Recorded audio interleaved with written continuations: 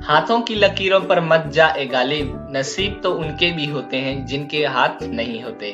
नमस्कार दोस्तों, मैं राकेश आपका एक बार फिर से स्वागत करता हूं अपने YouTube चैनल इमेजिनरी वर्ल्ड पर। दोस्तों, ये कहना था भारत के महान कवि रहे मिर्जा गालिब जी का। दोस्तों, उन्होंने एकदम सही कहा है कि हाथों की लकीरों पर विश्वास मत करिए, अपने कर्म पर विश्वास करिए। जिनके हाथ नहीं होते उनके पास भी नसीब होता है।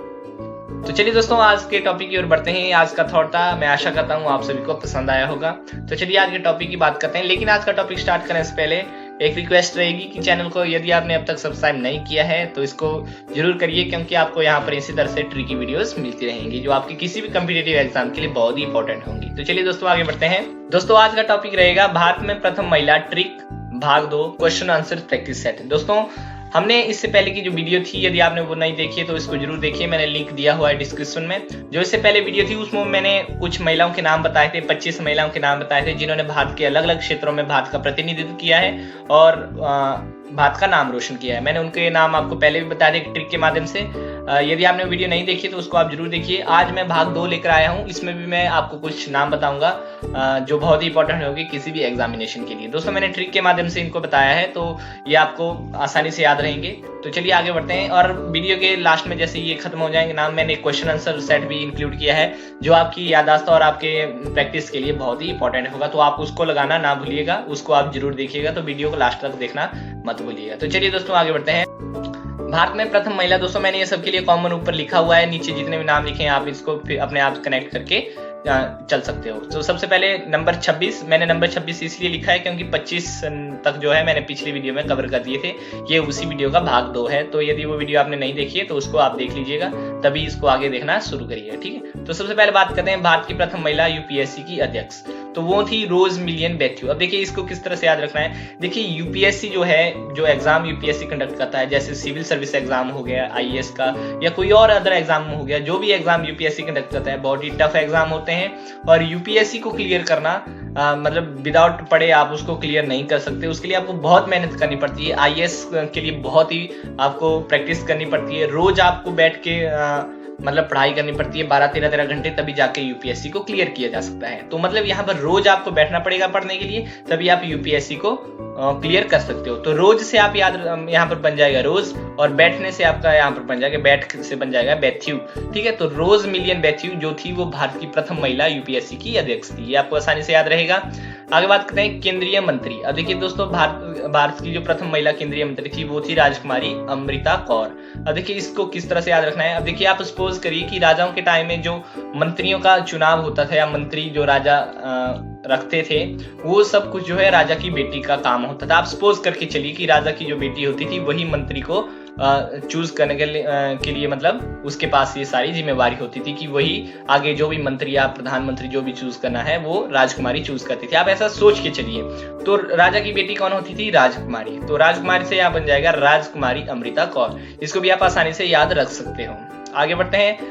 महिला सत्र न्यायाधीश, भारत की प्रथम महिला सत्र न्यायाधीश वो थी अन्ना चांडी। अब देखिए इसको किस तरह से याद रखना है। देखिए दोस्तों, यहाँ पर मैं किसी धर्म के बारे में नहीं बता रहा, ना किसी को कुछ बोल रहा हूँ, आप सिर्फ इसको एक ट्रिक के माध्यम से लीजिए। अब देखिए हिंदू धर्म में क्या होता है कि आप काली माता को जानते हैं। काली माता जो है हिंदू धर्म में पूजी जाती है, बहुत माना जाता है काली माता को। तो वहां पर उनका जो नाम है, दूसरा नाम उनको चंडी के रूप में भी जाना जाता है, जैसे चंडी, काली माता चंडी, ठीक है। इस तरह से चंडी के नाम से भी जाना जाता है। यदि आपको नहीं पता तो आप इसको याद रखिए कि काली माता को चंडी माता के नाम से भी जाना जाता है, ठीक है। तब देखिए इसको किस तरह से याद रखना है कि जो एक बार आपने कहानी सुनी होगी कि उन्होंने बहुत सारे राक्षसों का जो है वध किया था, ठीक है। तो आप इस तरह से राक्षसों का वध करके उन्होंने न्याय दिलाया था और 70 राक्षसों को मारा था। तो 70 से आप याद रख सकते हैं, 70 और न्याय दिलाया था मतलब न्यायाधीश, ठीक है।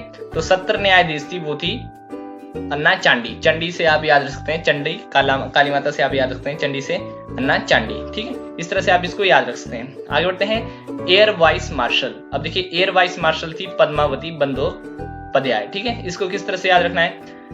अब देखिए एयर वाइस जो मार्शल होता है वो जैसे ये होता है इंडियन एयरफोर्स में, ठीक है। इंडियन आर्मी में होता है जो 3rd रैंक ऑफिसर होता है इंडियन आर्मी में, वो होता है लेफ्टिनेंट जनरल। और जो एयर मतलब एयरफोर्स में होता है वो होता है air vice martial third rank. ठीक है, तो थर्ड रैंक जो होता है वो कोई छोटा रैंक नहीं है, सभी चाहते हैं कि हम थर्ड रैंक लें, 3 स्टार रैंक होता है ये।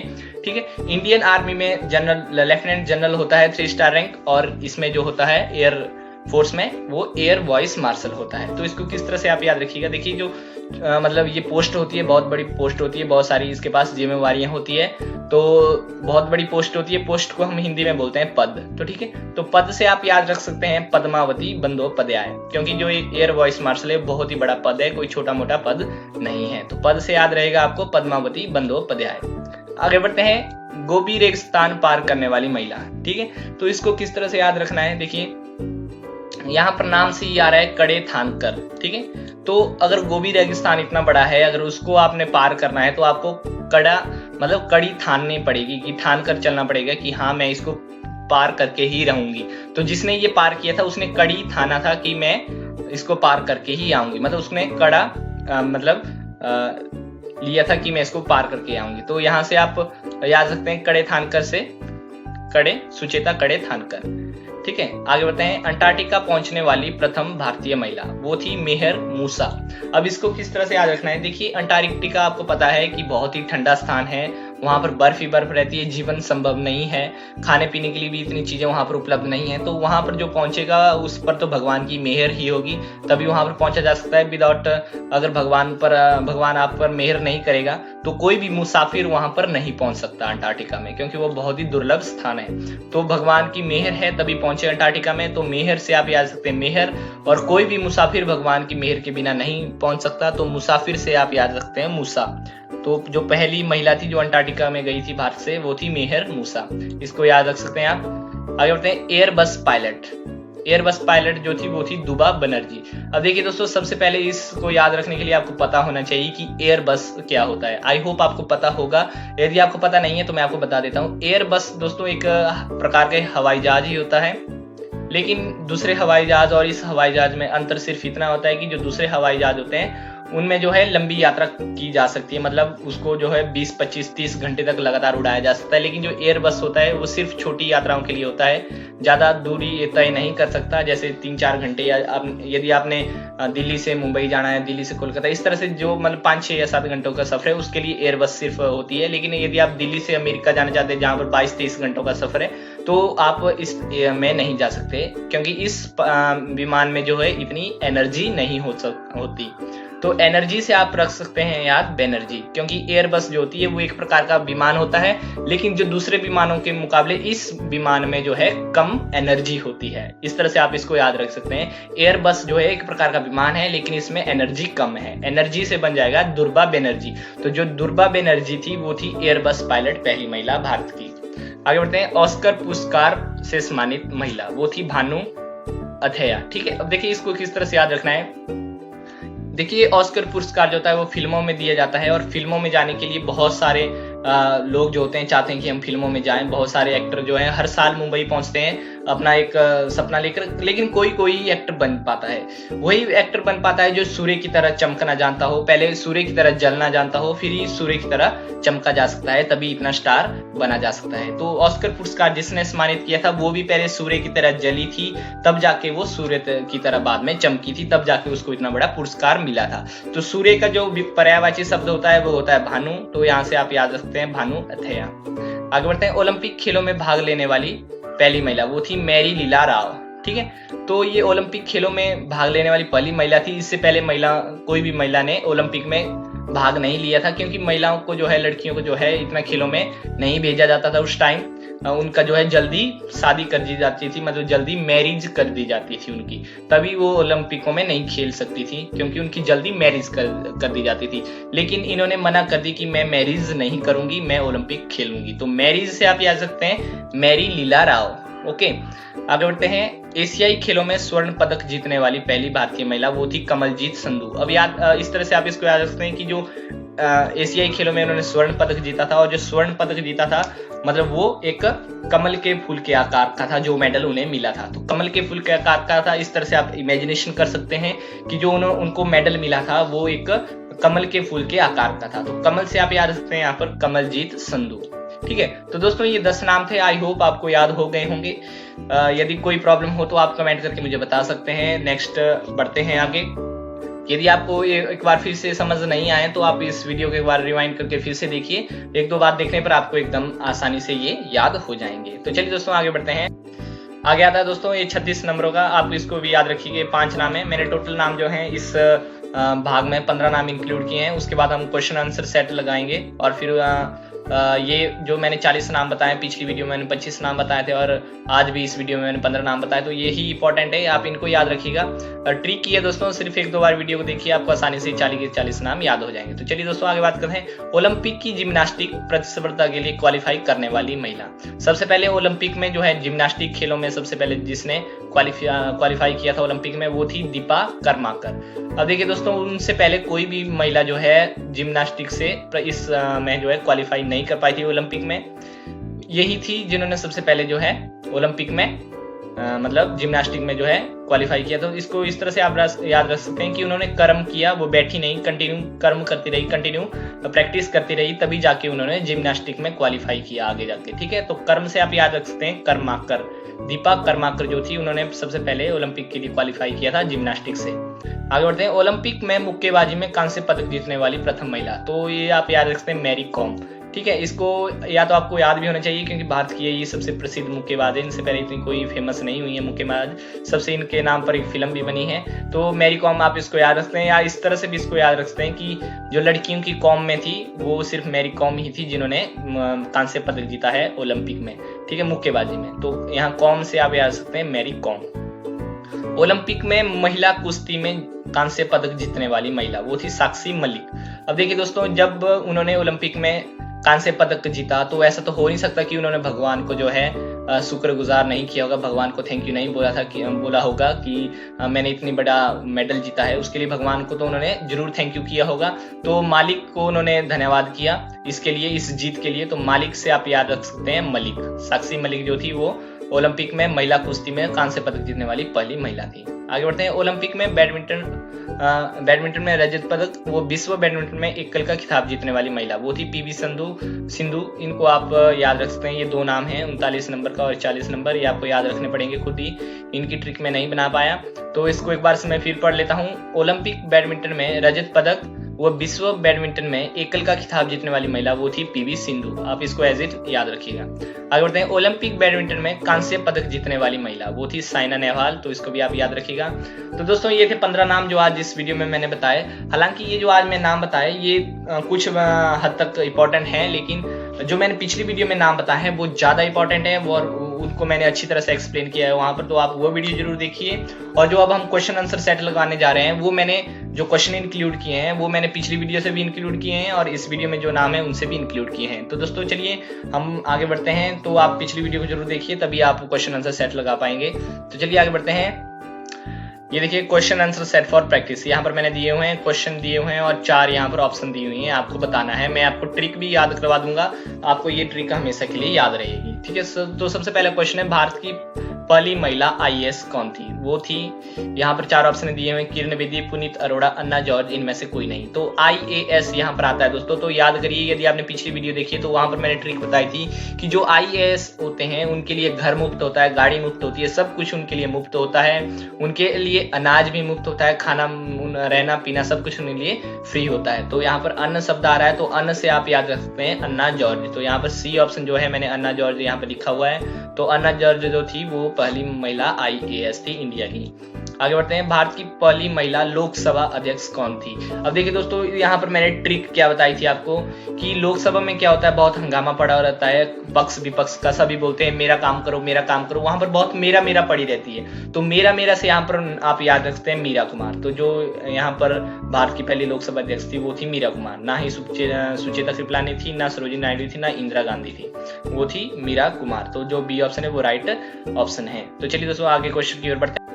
देखिए दोस्तों, ये क्वेश्चन नंबर 3 है। अब यहाँ पर पूछा गया है अशोक चक्र से सम्मानित भारत की पहली महिला कौन थी। तो आपको याद होगा कि जो अशोक चक्र की ट्रिक थी वो क्या बताया था मैंने, कि अशोक चक्र में हमने शोक शब्द लेना है। अब शोक होता है दुख, कोई भी व्यक्ति नहीं चाहता कि उसे दुख हो, सभी चाहते हैं कि हमें सुख ही सुख हो। सबकी रजा होती है, रजा का मतलब सबकी इच्छा होती है।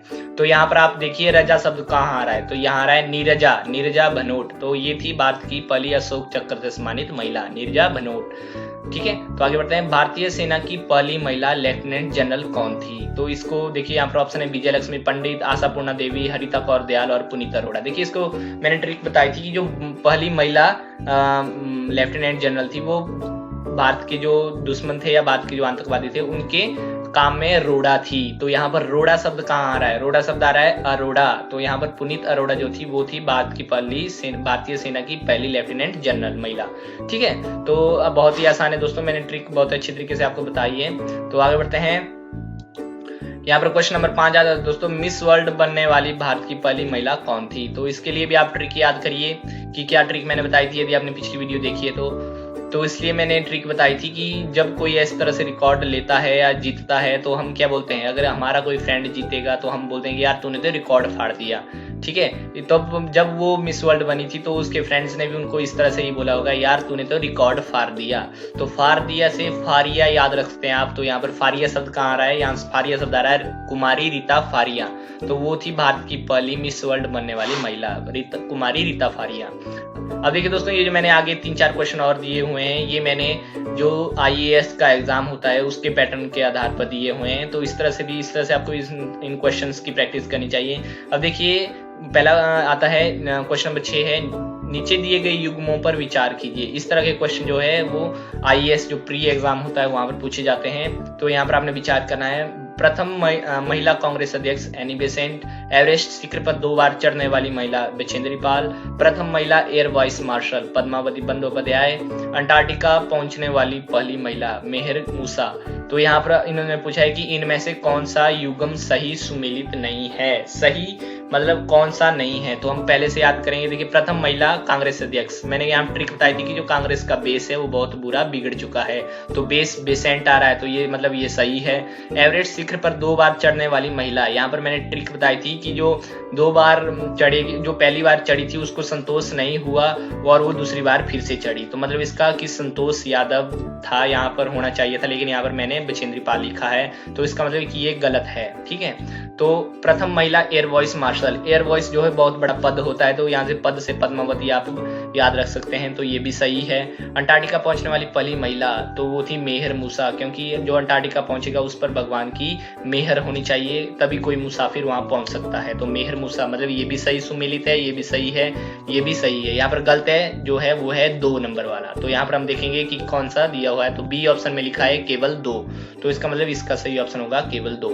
इस तरह से क्वेश्चन की प्रैक्टिस करिए दोस्तों, यदि आप IAS के लिए प्रिपेयर रहे हैं, क्योंकि I am also preparing from IAS। तो तभी इस तरह से क्वेश्चन मैंने यहाँ पर डाले हैं। तो आगे क्वेश्चन की बात करते हैं। यहाँ पर दोस्तों क्वेश्चन नंबर 7 है, यहाँ पर भी मैंने इसी तरह से क्वेश्चन फिर से डाला हुआ है, खुद बनाया गया क्वेश्चन है मेरे द्वारा।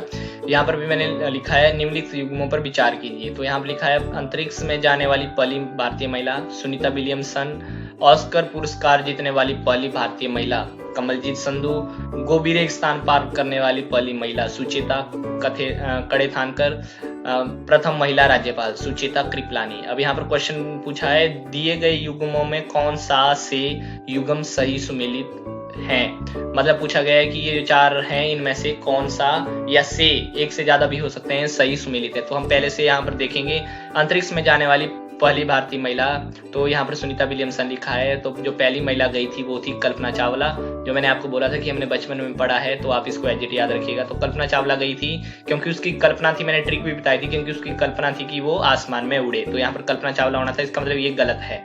ओके, आगे है ऑस्कर पुरस्कार जीतने वाली पहली भारतीय महिला, तो यहाँ पर कमलजीत संधू लिखा है। तो ऑस्कर पुरस्कार जीतने वाली के लिए मैंने क्या ट्रिक बताई थी कि जो ऑस्कर पुरस्कार जीती थी वो पहले सूर्य की तरह जली थी, फिर सूर्य की तरह चमकी थी। तो यहाँ पर सूर्य का पर्यायवाची शब्द होता है भानु, तो वो थी भानुमति है, तो इसका मतलब ये भी गलत है। आगे बढ़ते हैं, गोबी रेख स्थान पार करने वाली पहली महिला, जो गोबी रेख स्थान पार करेगी उसके लिए क्या होना चाहिए, उसको उसने कड़ी ठानी थी कि मैं करके ही आऊंगी, तो कड़े ठान कर यहाँ शब्द आ रहा है, तो इसका मतलब ये सही है। ठीक है, तो आगे आता है प्रथम महिला राज्यपाल। तो पाल से यहाँ पर बाल शब्द बन रहा है और बाल से बाल सर पर होते हैं, तो यहाँ पर वो होना था सरोजिनी नायडू, तो इसका मतलब ये भी गलत है। इनमें से सही है 3 नंबर। ओके, तो यहाँ पर हम देखेंगे 3 नंबर कहाँ लिखा, बी वाले ऑप्शन पर लिखा हुआ है केवल 3, तो इसका मतलब बी ऑप्शन सही है। आगे बढ़ते हैं। आगे क्वेश्चन नंबर 8 जो है आखिरी क्वेश्चन दोस्तों, अब देखिए इसको यहाँ पर पूछा गया है, निम्नलिखित युग्मों पर विचार कीजिए। ये भी मैंने क्वेश्चन खुद बनाया गया है आपकी प्रैक्टिस के लिए।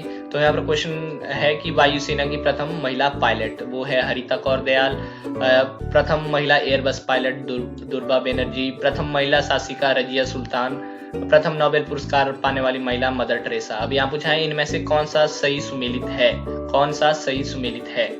तो यहाँ पर हम शुरू से पढ़ेंगे। वायुसेना की प्रथम महिला पायलट जो थी वो थी हरिता कौर दयाल। इसकी ट्रिक ये थी कि वायु जो है वो हवाई जहाज उड़ाती, तो हवाई जहाज ऊपर उड़ता है और भगवान भी ऊपर होता है, तो भगवान से हरि, तो इसका मतलब ये हरिता कौर दयाल ये सही है। प्रथम महिला एयरबस पायलट दुर्बा बनर्जी। एयरबस क्या होती है, उसमें कम एनर्जी होती है, तो एनर्जी से बनर्जी, इसका मतलब ये भी सही है। प्रथम महिला शासिका, जो सिक्का यहाँ पर शब्द आ रहा है, सिक्का सुल्तान डालते थे तो सुल्तान शब्द आ रहा है, तो इसका मतलब रजिया सुल्तान, ये भी सही है। प्रथम नोबेल पुरस्कार पाने वाली महिला, नोबेल यहाँ पर नोबेल आ रहा है कि बैल मत बजा, मदर कहती है बैल मत बजा, ठीक है, तो मदर शब्द यहाँ पर आ रहा है, तो इसका मतलब ये भी सही है। तो अब यहाँ तो देखेंगे कि चारों सही हैं, तो यहाँ पर लिखा होगा 1, 2, 3 और 4, तो यहाँ पर दिया है 1, 2, 3 और 4, इसका मतलब सी ऑप्शन इसका सही है, तो हम सी पर टिक लगा देंगे। ठीक है, तो दोस्तों ये थे 8 क्वेश्चन। आई होप आपको जरूर पसंद आए होंगे। यदि आपने पिछली वीडियो देखी है तभी आपको ये क्वेश्चन समझ आए होंगे, यदि नहीं देखिए तो देख लें, तभी इस क्वेश्चन को आप अटेम्प्ट करिए। तो चलिए दोस्तों, आज का जो वर्ड ऑफ द डे है हर वीडियो में होता है, उसकी ओर बढ़ते हैं। थोड़ी वीडियो लंबी हो रही है लेकिन आपके लिए फायदेमंद है। तो चलिए वर्ड ऑफ द डे हम, तो दोस्तों आज का जो today's word of the day है वो है बेलिजरेंट, और बेलिजरेंट का मतलब होता है संघर्षपूर्ण। एक बार फिर से रिपीट कर रहा हूँ, बेलिजरेंट आज का वर्ड ऑफ द डे है, इसका मीनिंग होता है संघर्षपूर्ण, और इसके सिनोनिम्स हैं अग्रेसिव, कम्बेटिव और बेलिकोज, और इसके जो एंटोनिम्स हैं वो है फ्रेंडली, पीसेबल, एमिकेबल। एक बार फिर से रिपीट करता हूँ, बेलिजरेंट जो है आज का वर्ड है, वर्ड ऑफ द डे, और इसका हिंदी मीनिंग होता है संघर्षपूर्ण। इसके सिनोनिम्स होते हैं अग्रेसिव, कॉम्बेटिव और बेलिकोज, और एंटोनिम्स होते हैं फ्रेंडली, पीसेबल और एमिकेबल। तो दोस्तों ये था वर्ड ऑफ द डे, इसकी यूसेज देख लेते हैं। In belligerent innings Rohit Sharma hit 12 sixes and 13 fours to score his 3rd double century. मतलब दोस्तों एक संघर्षपूर्ण पारी में रोहित शर्मा ने अपना तीसरा दोहरा शतक बनाने के लिए 12 छक्के और 13 चौकों की मदद ली, या 13 चौके लगाए मतलब। ठीक है, तो दोस्तों ये इसका हिंदी मीनिंग था और ये वर्ड ऑफ द डे था। आई होप आपको पसंद आया होगा। तो चलिए दोस्तों, आज की वीडियो में बस इतना ही। मिलेंगे आपके साथ एक नेक्स्ट वीडियो में एक अच्छी ट्रिक के साथ। तब तक के लिए धन्यवाद। यदि आपको मेरी वीडियो पसंद आई तो इसको लाइक करिए, शेयर करिए और मेरे चैनल को सब्सक्राइब करना ना भूलिए। तब तक के लिए गुड बाय।